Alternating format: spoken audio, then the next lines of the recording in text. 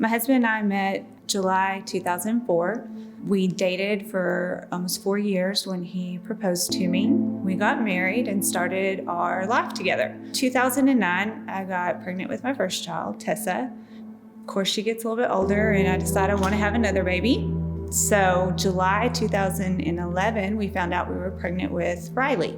I was 5 months pregnant. We had just found out 2 weeks before that day that we were having another little girl. And my husband was with a chemical sales company. So frequently he would take his clients hunting or playing golf or, to entertain their clients. Well, this particular weekend, he had put together a hunting trip. I remember talking to Randall that night. I remember telling him I love you and I'll see you tomorrow.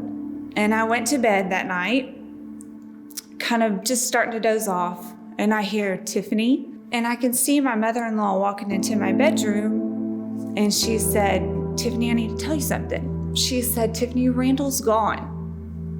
And I said, "What do you mean gone?" She said, there's an accident, and he didn't make it. So what happened to him is that night, they had decided to go check a hog trap that they had set earlier that day, him and his coworker.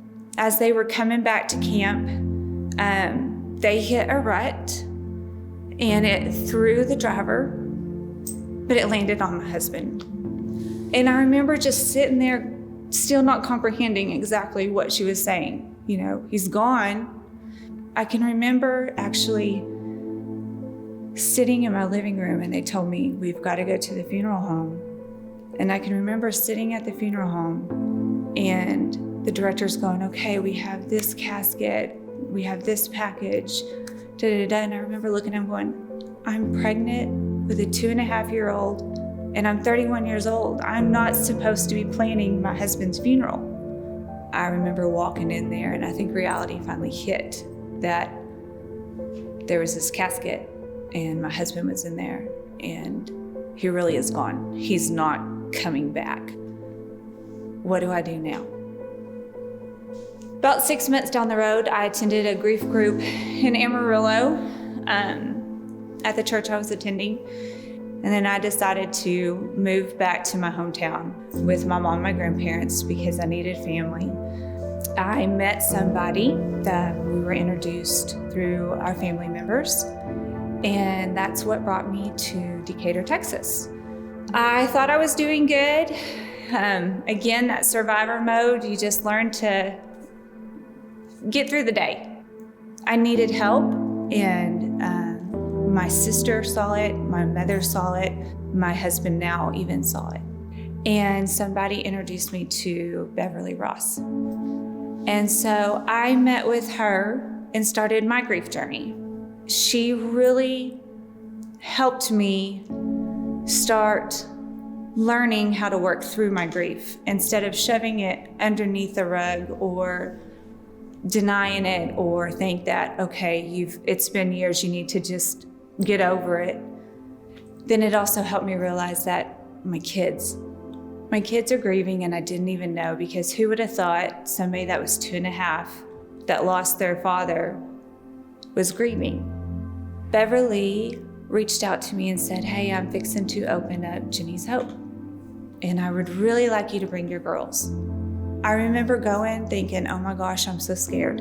I'm scared. What is this gonna bring?" But that place is my home. I have a little girl now that shows affection. She can acknowledge my dad is in heaven. Even though I have an amazing family that has been such a great support system and an amazing husband that has taken on a role that a lot of men wouldn't know how to take on. It's a lot when you meet somebody that's been widowed with 2 small children. He has learned to love us unconditionally and love those children as their own. But even with that support system and that kind of love, I think without the tools and the place that Jenny Hopes has provided, I don't think I would be where I'm at today. I think I would still have very dark days and confusion. And I don't know what I would be like without Jenny's Hope.